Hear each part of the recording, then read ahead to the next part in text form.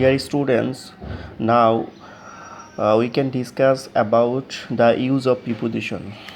আমরা আজকে প্রিপোজিশন ব্যবহার শিখব ইন, অন, অ্যাট ব্যবহার। টাইম এবং লোকেশনের ক্ষেত্রে কিভাবে ইন, অন, অ্যাট ব্যবহার হয়। এখানে তোমরা নিশ্চয়ই একটা উল্টা পিরামিড দেখতে পাচ্ছ। আমি এখানে এই পিরামিডটা উল্টাভাবে এঁকেছি। তো এই পিরামিডটাকে আমি তিনটা অংশে ভাগ করেছি। প্রথম যে অংশটা এটা নিশ্চয়ই একটা বড় অংশ, তারপরে যে অংশটা এটা হচ্ছে মাঝারি অংশ, তারপরে নিচের যে অংশটা এটা হচ্ছে একদম ছোট অংশ।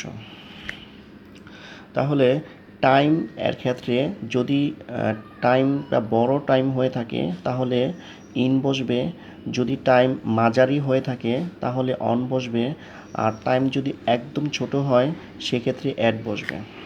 যেমন আমরা বড় টাইমের ক্ষেত্রে সেঞ্চুরিস, শতাব্দী বা শতবর্ষ, ডেকেডস দশক, ইয়ার্স বছর, উইকস সপ্তাহ, এরকম যদি বড় সময় হয়ে থাকে তার আগে আমরা ইন বসাবো। যদি টাইম মাঝারি হয়ে থাকে যেমন ডেইজ, উইকেন্ড সপ্তাহের শেষের দিন, মানডে, সানডে, এরকম যদি মাঝারি সময় হয়ে থাকে তার আগে আমরা অন বসাবো। যদি টাইমটা একদম ছোট হয় যেমন 7 AM, 8 PM, 11 PM, অর্থাৎ 7 AM সকাল 7টা, 8 PM সন্ধ্যা 8টা, 11 PM রাত 11টা, এরকম ছোট সময়ের আগে আমরা অ্যাট বসাবো। উদাহরণের সাথে আমরা শিখব I was born dash 1992 dash Sunday dash 10 AM, অর্থাৎ 1992 সালে আমি জন্মগ্রহণ করেছিলাম। এখানে এই 1992 অনেক বড় সময়, সেক্ষেত্রে ইন, সানডে মাঝারি সময়, সেক্ষেত্রে অন, 10 AM সকাল 10টা, সেক্ষেত্রে অ্যাট। তাহলে বড় সময়ের আগে আমরা ইন, মাঝারি সময়ের আগে অন, ছোট সময়ের আগে অ্যাট বসাবো।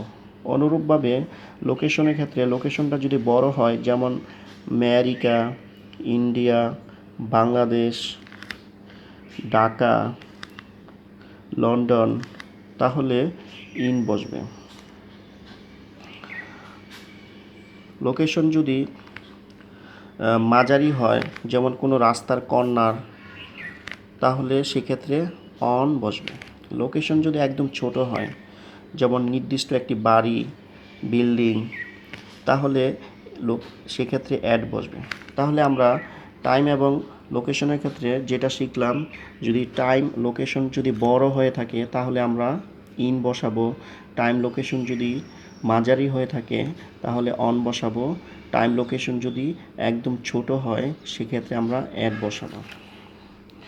ওকে, আমরা নেক্সট এখন আমরা শিখব বিটুইন, অ্যামাং এর ব্যবহার। কোথায় বিটুইন বসে, কোথায় অ্যামাং বসে। দেখো, ডিভাইড দ্য ম্যাঙ্গোজ, আমগুলোকে বন্টন করো, বিটুইন দ্য টু বয়েজ, অর্থাৎ দুইজনের মধ্যে যদি ভাগ করা হয় বা দুইটা বস্তুর মধ্যে যদি হয় তাহলে বিটুইন, আর দুইয়ের চেয়ে বেশি যদি হয়ে থাকে তাহলে সেক্ষেত্রে আমরা অ্যামাং বসাবো।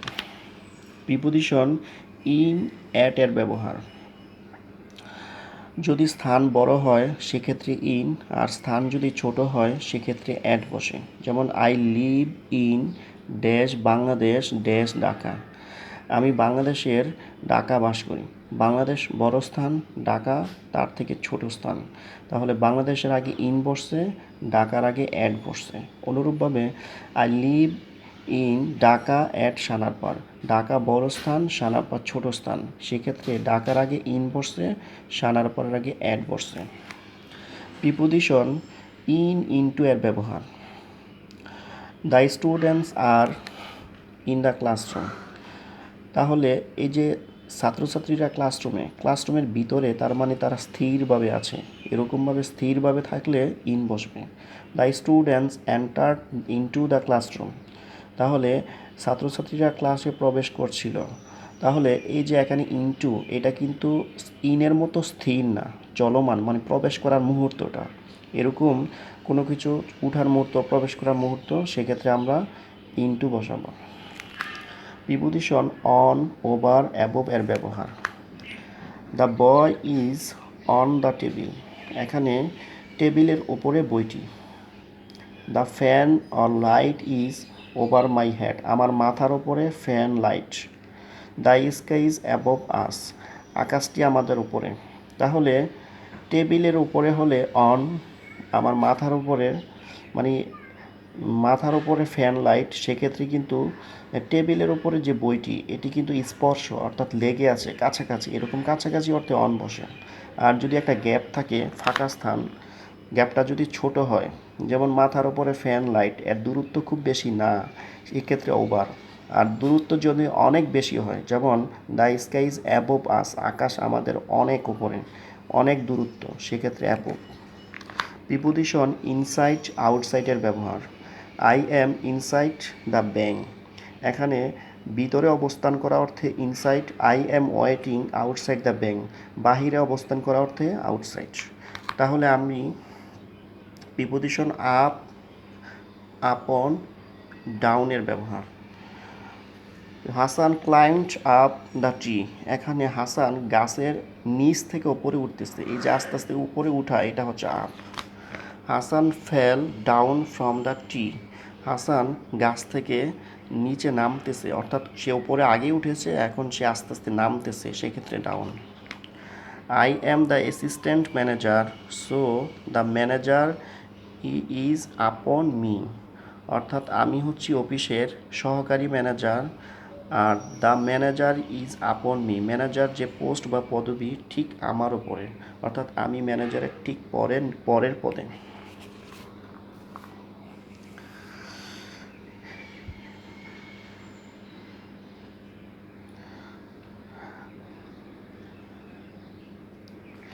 ওকে, আমরা এখন শিখব প্রিপোজিশন, অ্যাপ্রোপ্রিয়েট প্রিপোজিশন, অর্থাৎ ঢাকা বোর্ড 2019, অর্থাৎ 2019 সালের ঢাকা বোর্ডে যে প্রশ্নটা এসেছে ওইটার উপর আমরা এখন ই করব। মিস্টার রাজা ওয়ার্কস, মিস্টার রাজা কাজ করে as a clerk in a local school, কোনো একটা স্থানীয় স্কুলে একজন ক্লার্ক হিসাবে মিস্টার রাজা কাজ করে। এখানে অ্যাজ যদিও কনজাংশন, কিন্তু এখানে প্রিপোজিশন হিসেবে বসছে। তাহলে মিস্টার রাজা ওয়ার্কস কাজ করে অ্যাজ অর্থ হিসেবে, প্রিপোজিশন হিসেবে বসছে। He is poor but honest, সে গরিব কিন্তু সৎ। His honesty is known to everyone, মানে তার যে সততা সবার কাছে পরিচিত, ইন হিজ লোকালিটি, তার এলাকায়। এখানে হিজ অনেস্টি হচ্ছে সাবজেক্ট, ইজ হচ্ছে মডাল, ইজ হচ্ছে অক্সিলারি ভার্ব অর্থাৎ বি ভার্ব, নোন হচ্ছে মেইন ভার্ব। তাহলে অ্যামিজার, তারপরে মেইন ভার্ব যদি ভার্ব 3 হয় তাহলে নিশ্চয়ই সেটা পেসিভ ফর্ম। আর পেসিভ ফর্মের নো যদি ভার্ব হয় তাহলে নো ভার্বের পরে অন্য কোনো প্রিপোজিশন বসবে না টু ব্যতীত, সেক্ষেত্রে নো ভার্বের সাথে টু বসে। তারপর হি অফেন সাফার, সে প্রায়ই সাফার করে, এখন সাফারের সাথে ফ্রম প্রিপোজিশন বসে, সাফার ফ্রম মানে সে সাফার করে ফ্রম হাঙ্গার মানে ক্ষুধায়। He is deprived of, deprived ভার্বের সাথে অফ প্রিপোজিশন বসে, হি ইজ ডিপ্রাইভড অফ মানে সে বঞ্চিত। কমফোর্ট আরাম, অ্যান্ড মেনি আদার থিংস এবং অন্যান্য জিনিস থেকে সে ডিপ্রাইভড অফ এর অর্থ বঞ্চিত। নেভার দি লেস, সে কখনই he doesn't long for, long for অর্থ প্রত্যাশা করা, আশা করা, সে কখনোই হি ডাজেন্ট লং ফর, সে কখনই আশা করে না ওয়েলথ মানে সম্পদের আশা করে না।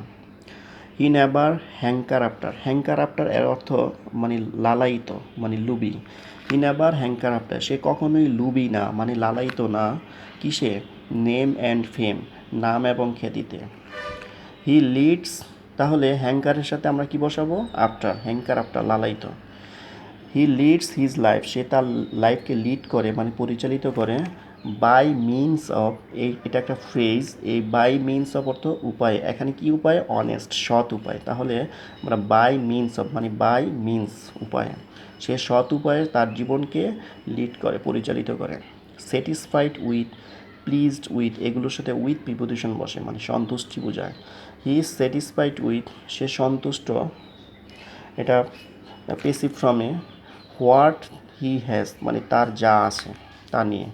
বাট সামটাইমস কিন্তু মাঝে মাঝে হি রানস ইনটু ডেপ্ট মাঝে মাঝে সে ঋণের মধ্যে পড়ে যায়। And poverty is responsible for মানে দায়ী, অথবা এটাকে বলে রেসপন্সিবলের সাথে ফর প্রিপোজিশন বসে, তার মানে সে দারিদ্রতাই হচ্ছে দায়ী দিস ডেপ্ট এই ঋণের জন্য।